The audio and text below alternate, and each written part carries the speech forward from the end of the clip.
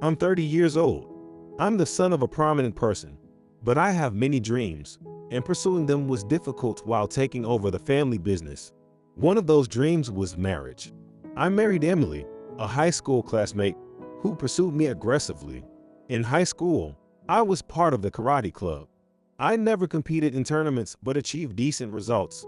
I never competed because my dad always said, never throw a punch at ordinary folks. I've lived my life without most caution to keep my true identity hidden. Then, Emily confessed to me, saying, Please date me. No, I'm not interested in that. I replied, as my dad had advised me to. But at that time, I couldn't resist Emily's persistent pursuit, and we started dating. Eventually, I got carried away with having my first girlfriend and declared to my dad that I would protect Emily with all my might. Then my dad said, "So protect her means to keep your identity hidden. Revealing it could make her suffer." Understanding what my dad meant, I continued to hide my true identity and married Emily. Regarding meeting the parents, I told her that my parents were overseas. Emily said there was no need to meet her parents because she didn't have a good relationship with them. We married based solely on our feelings. Having children seemed like a risk, so we decided against it. For now, I told Emily, we don't need kids. I like strong people. John, always protect me. Emily often said, it was love at first sight for her when she saw me in the karate club. I also loved Emily, who was always positive and dedicated to me. Being with Emily made me feel like the burdens I carried didn't matter. And I even considered revealing my true identity to her someday. I think I should have told her sooner, as I'll inevitably have to do it anyway. Our married life has been a double life, too. I would go to work, take care of the family business, and return home after 5 p.m. In today's world, staying out late would quickly bring the cops over, so it was probably a convenient schedule. I wanted to live quietly to keep Emily safe. This year marks 10 years since our marriage began at 20. Then, one day, something happened. It started with an innocent comment from Emily. Hey, did you know? Apparently, the mafia lives next door. Huh? I was shocked to hear Emily casually mention something I'd been told never to talk about since I was a child. How do you know those people are bad? Well, today a man from that house said to me, if you ever need anything, just ask. I'm with the mafia. That's the real deal. At that moment, I felt like I was going to collapse from cultural shock. Is there really someone who would boldly reveal their identity to strangers outside? No way, I thought to myself and said to Emily, would the real bad guys actually reveal their identity? Maybe it's just a bluff. Emily looked down, sighed heavily, and said, what a boring man. I thought you were strong, and that's why I dated and married you. But you're just a normal guy, not special at all. What a disappointment. Her words really got to me, and I retorted, so you're saying you like strong men, like those in the mafia? Yes, people who survive in dangerous worlds like the mafia are strong and wonderful. You know what? At that moment, I almost revealed my true identity. Emily seemed to sense the danger in me and was disillusioned. I'm just disappointed, Emily said. Was what? These 10 years seem wasted. That's a bit harsh. I told you, I like strong men. I don't need someone ordinary like you. After saying that, Emily made a call and then left. I'm clueless about why Emily is so mad or why she left. I understand she likes strong men, but it's not like I was scared of the mafia. To easily claim someone is with the mafia seems ridiculous to believe it's real. But if I reveal my true identity now, this marriage will be over. I definitely don't want that to happen. At that time, I thought Emily would come back soon. But days passed and Emily didn't return. Emily hardly had any friends to begin with, and since our marriage, she's been a homemaker. She didn't have anyone to stay with. Gradually, I started to worry about her, and my attendant, Jason, said, shall we check on her? And maybe that guy who claims he's with the mafia, too. No, I'm not interested in that guy, but we have to find out if Emily is okay. So far, it doesn't seem like Mrs. Emily is involved in any dangerous work. You check on her. It's part of an attendant's job to anticipate the young master's thoughts and act accordingly. Thanks, I appreciate it. For now, I've spread the word to the local bathhouses and nightlife establishments. Good. If Emily shows up, tell them not to hire her. It really shows how much you care for your wife. When you've been together for 10 years, affection grows. I hope your wife understands how you feel. I got out of the car and started walking near our house. I told everyone I worked in sales at a factory, and I always made sure to come home on time. The organization had prepared a cover company, which has kept me safe for the past 10 years. I always got out of the car around here and walked home, maintaining an ordinary facade. As I passed by the house where Emily claimed a mafia member lived, I was confronted by an astonishing sight. Emily emerged, arm in arm with a man dressed in a tasteless patterned shirt with an open chest, looking every bit the stereotypical gangster, almost as if he was in costume. "Emily, what are you doing here?" She was surprised by my presence but quickly smirked at me. What does it look like? "What's going on with this guy?" Suddenly, I felt a strong shock and collapsed to the ground. The man chuckled while looking at me. "Are you Emily's husband? Quite the wimp, aren't you?" Emily joined in his laughter. I finally met the man of my destiny. I'm going to build a life with Mike now. I tasted blood in my mouth as if I had bitten my tongue. "Is that right? You're okay with this?" You think you can talk to me like that and not pay for it? "Just be quiet for a moment. I need to clear something up with Emily. We'll deal with Mike afterward." Mike was angered by my dismissive attitude and was yelling, but I didn't catch what he was saying. "Emily, you're good with this decision." I'm leaving you and starting a new life with Mike, who is the strong man I want to be with. "I see. I understand now." Mike leaned in and sneered. "She was a great wife, wasn't she? Hey, do you ever brush your teeth? Because if we're talking about what feels good or bad, your breath is the real issue here." As I cover my nose, Mike became even more enraged. Do you even know who I am? "Yes, a scary guy, right? Got it in one. And you think it's okay to just take another man's wife because you're scary?" What? Got a problem with that? Then pay up. "It's supposed to be the other way around." You've been talking too much. "Brush your teeth, would you?" Looks like I have to let you know which mafia family I'm with. You're gonna drop your family name right here. What kind of mafia are you part of?" As I was fretting, Mike announced his affiliation. I'm the underboss of the Scorpion Mafia. "Wait, you're the underboss of the Scorpion Mafia?" Yeah, frightening, isn't it? Now leave some money and get out. "No, being the underboss of the Scorpion Mafia changes things." The moment Mike mentioned the name of his mafia family, something snapped inside me. "All right, call all the low-level guys, the executives, everyone. The talk starts from there." As I said that, Mike seemed panicked at first but then got all blistery. "Sure thing. I'll call our underboss assistant right now. Didn't I say everyone?" You think a nobody like you can get everyone together with just one word? "Well, it's okay. Can you call this underboss assistant then?" Mike began to make a call.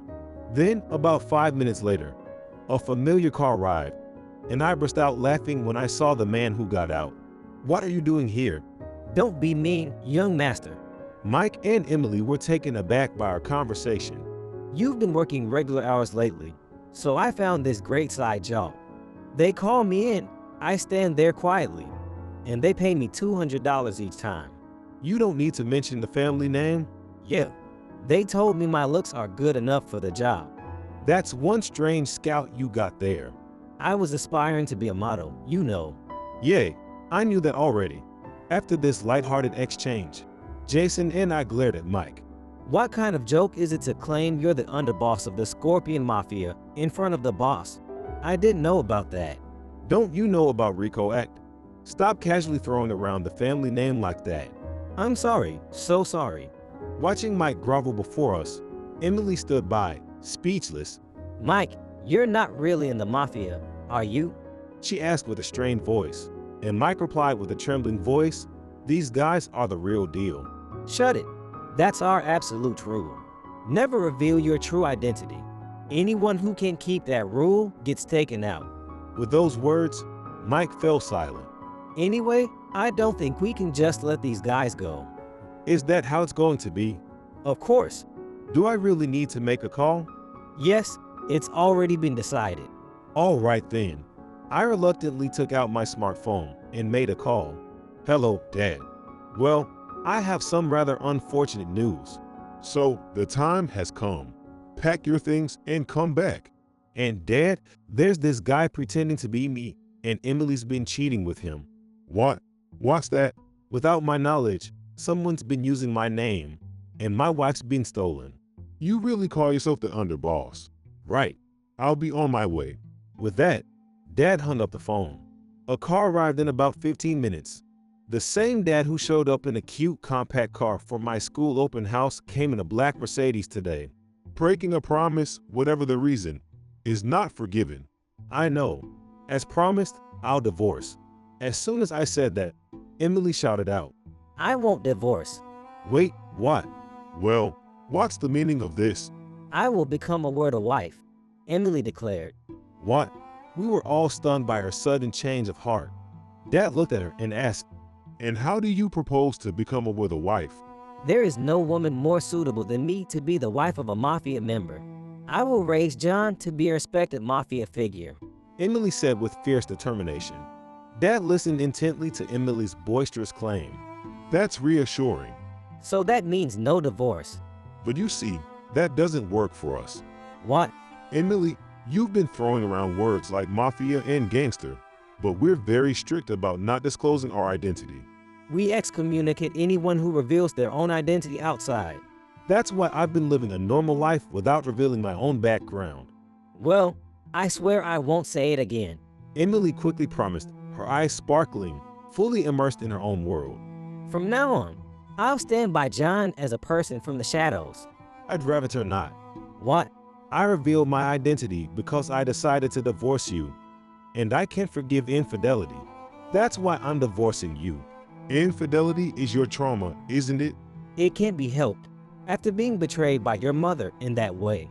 My mother had an affair with a young member of the organization when I was in elementary school and disappeared when it was discovered.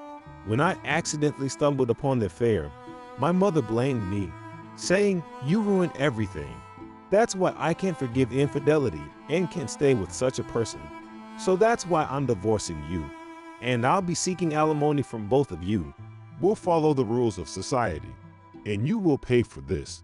Wait, I'm not ready to get divorced yet. I stood before Emily with a low voice and said, "Don't get too comfortable. You think you have any power here." Emily, shaking, remained silent at my words. So that's $20,000 each. If you can pay in full now, you can wait here. Or what will you do?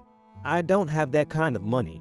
Well, you're going to owe a separate amount for dragging our family's name through the mud. What? You're not just an ordinary citizen, are you? You claim to be one of us. So, what's it going to be?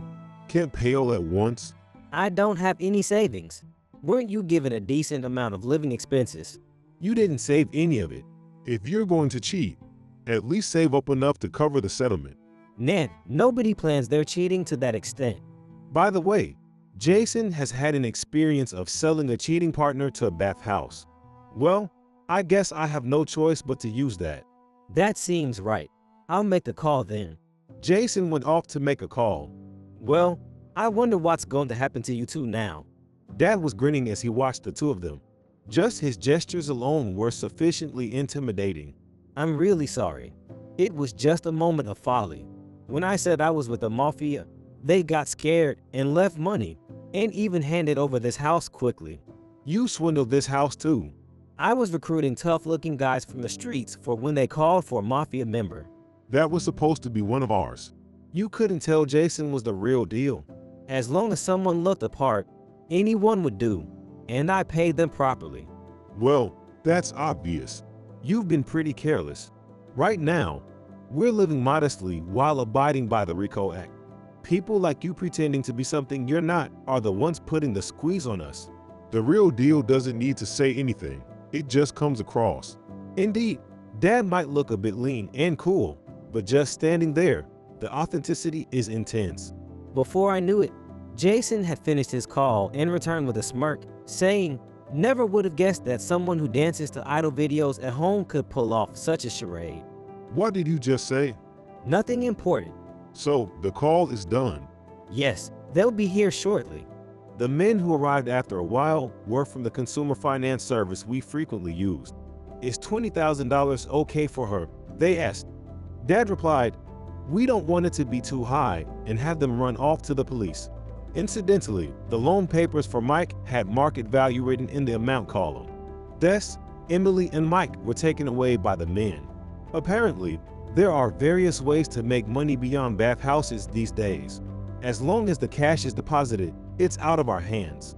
The right person in the right place. While Emily and Mike were shouting something as they were put into the car, Dad and Jason commented, I didn't say anything this time, did I? No, you managed not to reveal your status, and they figured it out themselves. Is everything wrapped up for today? Can I go home now? Don't you have a move to make? I'll leave that to the younger ones. I've got my favorite idol on TV today. You're late for it already. Huh?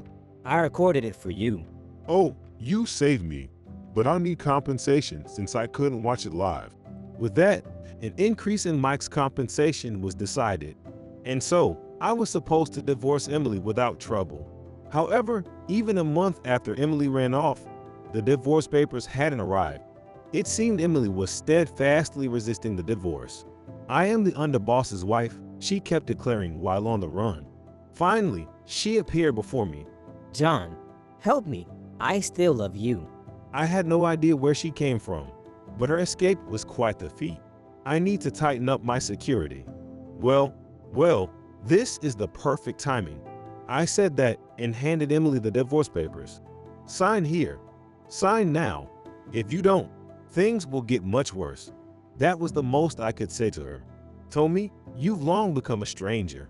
Emily, defeated by my determination, reluctantly signed the divorce papers and told me, I will never give up on you. Go ahead. But this is the last time you'll see me. Make sure to earn your keep. Right after I said that, unknown men took Emily away. Thus, the divorce was finalized smoothly. As promised, I returned to my family home. When I got home, there was Dad in the living room, practicing idol dances all by himself. Welcome back. I'm busy right now. He said, without being asked. There's a live broadcast today. Jason stood silently in place. Well, that's great.